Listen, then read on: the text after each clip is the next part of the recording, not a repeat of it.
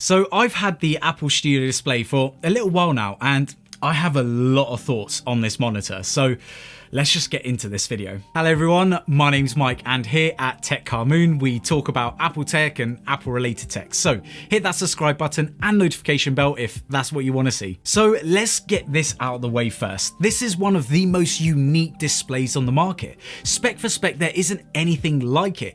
Yes, the 27-inch LG 5K has basically got the same display as this thing, except for this is actually 100 nits brighter in 600 instead of 500, but everything else about the panel are basically the same. Essentially, you're paying the extra 200 or so pounds for the benefit of it being an aluminum build and some extra minor features. I'll get into all of those a little bit later, but let's go over some of the other specs. The webcam is a 1080p 60 FPS camera, which works pretty well, and I did a whole comparison video with a bunch of other Apple devices, but I will say this is nothing special. It's not like bad, but it's nothing amazing either. I mean, basically a half decent webcam is going to perform about the same. This display also has 6 high fidelity speakers with force cancelling woofers, which support spatial audio when playing music or video with Dolby Atmos. It also has studio quality 3 mic array, which has a high signal to noise ratio and directional beam forming, making it pretty impressive for a microphone built into a monitor. Both the speakers and microphones are pretty good and definitely outperform any monitor that I've ever tried. However, I will say that the Creative Pebble V3 speakers that you can get for around 30 bucks basically could substitute the speakers in this thing, if I'm completely honest. They're not groundbreaking at all, but obviously it's a very thin panel, and you know, it's impressive that they've managed to fit obviously really good speakers in it, but don't expect them to outperform a £100 set of speakers. Realistically, like I said, £30 set of speakers by Creative, like the Pebble V3 that I actually use on my desk, perform about the same as this. Also, the spatial audio on this monitor, I mean, it's there, but realistically, it's not anything special in my opinion, and I thought the same about the 24-inch iMac as well. It's cool, but it's nothing groundbreaking. Now, powering all of this technology, webcam, speakers, all of that stuff, is an A13 chip, which in my opinion is probably a little bit of an overkill, and if they're going to put a chip in this, I think they've missed out on an opportunity to add even more functionality. Now, it's not to say that they won't, but knowing Apple, they probably won't. Look, don't get me wrong, the fact that all of this technology is built into such a thin monitor is impressive, as you only need one cable and you have all of the same stuff that's found on a laptop, just in a desktop form. Now, let me get the positives out of the way first, because I have experienced a lot with this monitor, and I just want to share my thoughts for anyone in a similar position to me. The panel is great for casual users and can be great for video editing as long as you dim the display to industry standard luminance levels. Now, look, before anyone comments about, 144 Hz IPS panels and comparing it to this, just stop. Okay? Firstly, refresh rate doesn't reflect quality of panels. Secondly, this is not for gamers, and many high-end creator panels still only run 60 Hz, as it's about the quality of the panel, not the refresh rate.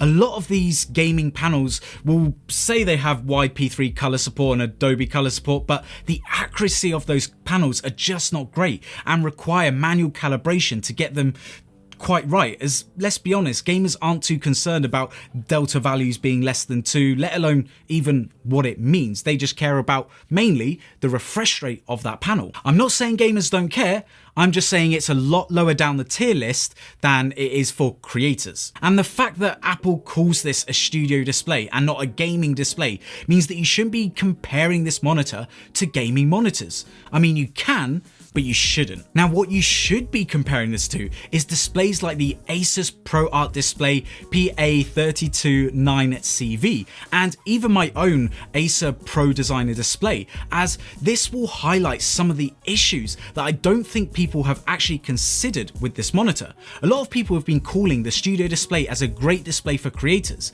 but I actually disagree here.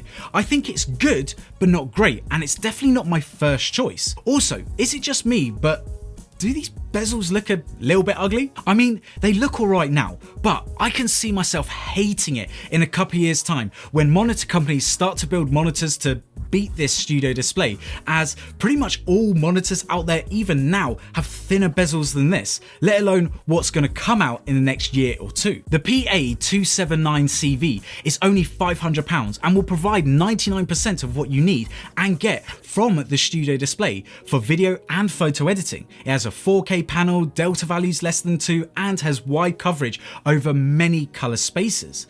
This also leads me to my next point, which is the stand. Look, that monitor that I just spoke about is £500 and it has a height, swivel, pivot and tilt adjustment. Yet this base model only gives you this amount of tilt and you have to pay extra just to raise it. The monitor itself is actually too low for me to use. Even at this uncomfortable seating position, as you can see, the monitor is not at my eye line. I'm looking over the monitor. So for most people, and I'm not even a tall guy, but for most people, you are going to need to raise this thing. Now I get it, you can buy monitor stands and all sorts of stuff, but you're paying £1,500 or $1,600 for this monitor.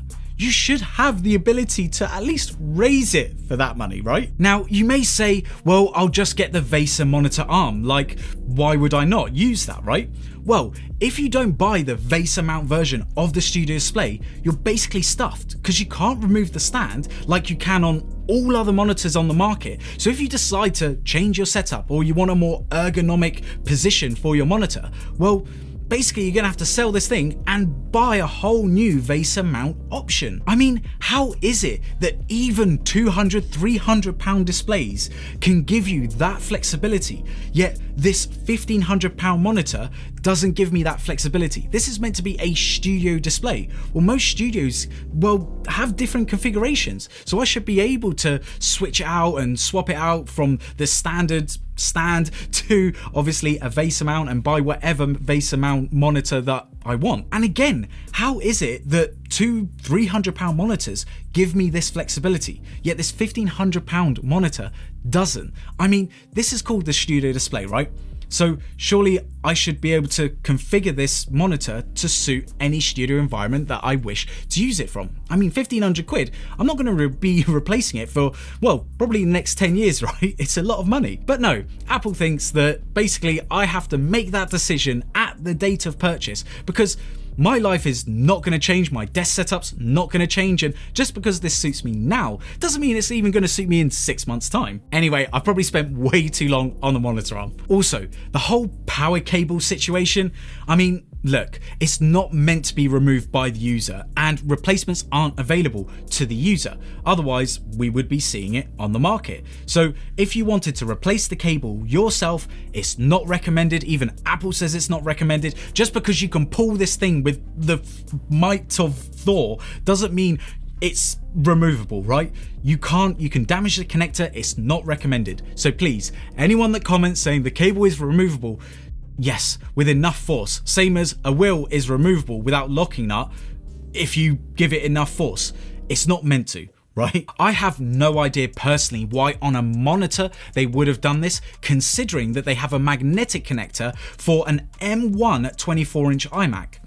Yeah, there must be some costing analysis that they must have done and thought this was the better idea. Then comes the connectivity. So far, I have found no way of daisy chaining this display, and because it doesn't have an HDMI or DisplayPort port, if you have an adapter or a dock that allows you to connect up 2 monitors or more to a single port, well, basically, you're out of luck. For every monitor that you wish to connect to your Mac, you're gonna have to use a Thunderbolt port, which is just dumb because my MacBook Pro 14-inch has an HDMI port that I can't even use with an Apple product. I literally have to relegate one of my powerful Thunderbolt ports just for this monitor. And if I want to use 2 or even 3 monitors, well, that's basically every port used on my MacBook, meaning I have no more Thunderbolts to use for anything else like external storage or docks or anything like that. I'm stuffed just to run a few extra monitors. Then comes the issue where if I want to use this monitor with a couple of other computers as well as my Mac,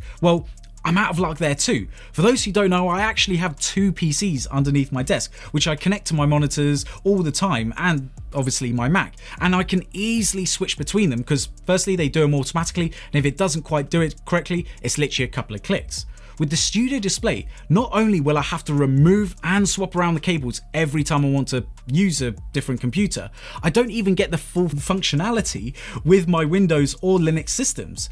I know that this isn't an issue for most Mac users who will probably be buying just one of these monitors and only be running it with one of their Macs, but I thought it was worth mentioning because pretty much every monitor out there allows you to connect up to at least two systems with automatic switching or at least manual switching, and higher end panels, especially at this price, definitely allows you to connect up more than two systems at the same time. The PA329C from Asus is a little over £1,000 and it has thinner bezels, a 32-inch panel, up to 600 nits of brightness, extremely color accurate, and has a monitor stand with all the adjustment you could ever need, and even has a built-in USB hub using just one USB-C cable.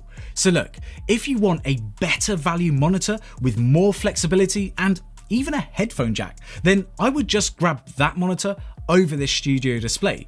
Just grab yourself a decent webcam and speaker set that you can just plug into the monitor with the USB-C cable, and dare I say, you'll probably have a better monitor than the Studio Display that you can use on any system you want now and into the future. The Apple Studio Display is a good monitor, but for the price, it just doesn't give me all of the features nor the flexibility that any other monitor gives me.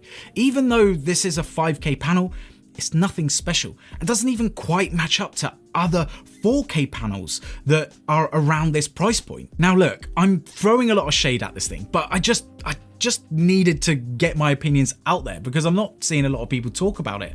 At the end of the day though, if you are someone who plans on only using this one monitor with either your one MacBook or one Mac desktop, then you're getting something that looks great design wise, works well in general, and works well with your Apple products. However, is this a good monitor for the money? Just no, it's not. As I mentioned earlier, I would recommend most of the Asus ProArt lineup and even that Eve Spectrum thing if you have a PC, a gaming PC to go alongside with your Mac.